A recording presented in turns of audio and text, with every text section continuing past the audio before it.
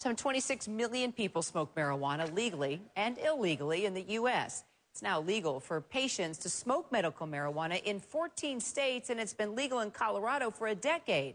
But you'll never believe what one man in Denver is getting paid to do. Here's CNNMoney.com's Poppy Harlow. Not only is this legal, it pays the bills. So you get paid to smoke pot and write about it? I get paid to smoke pot and write about it, yep. His pen name is William Breathes, and he's one of the first medical marijuana critics in the country.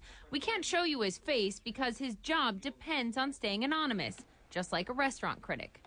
You can be high doing your job. And my boss knows it.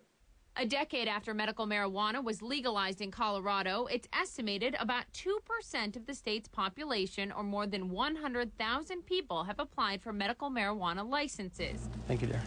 According to one Harvard economist, roughly $18 billion is spent on pot every year in the U.S., and Denver's Westward paper has capitalized on just that, hiring Breathes as a pot critic who reviews the dispensaries and the quality of the marijuana they sell. He has his journalism degree.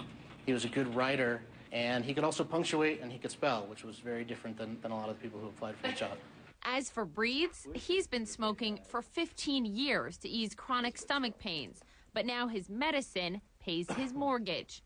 We tagged along to see for ourselves, and we didn't take our cameras inside, but take a listen.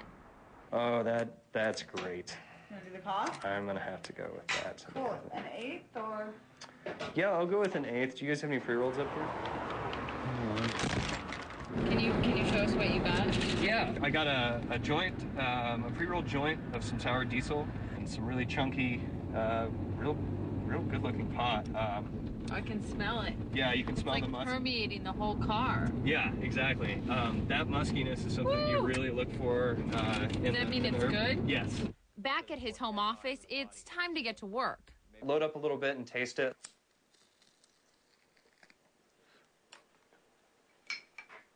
Try and taste the smoke as it comes out, and like I was saying, it has a real like woody finish. And then, after a few hits of it, you try and feel what type of buzz it is and what it's doing to my body medically. So the critics would say that you just want to get high. Oh yeah, definitely. And I'm not gonna lie, there's a fun aspect to this medicine. But if you could see me on a morning when I'm really sick, when pot really helps me the most, it's truly medical. So, Poppy, do we have any read on how many jobs that this has actually created or will create?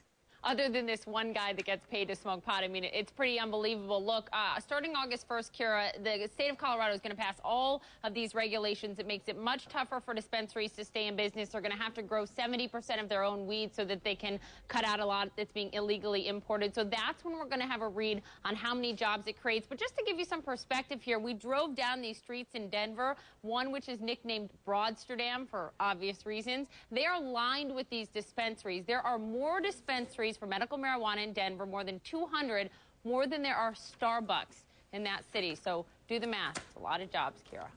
Pretty interesting story, Poppy Harlow. Appreciate you bringing it to us.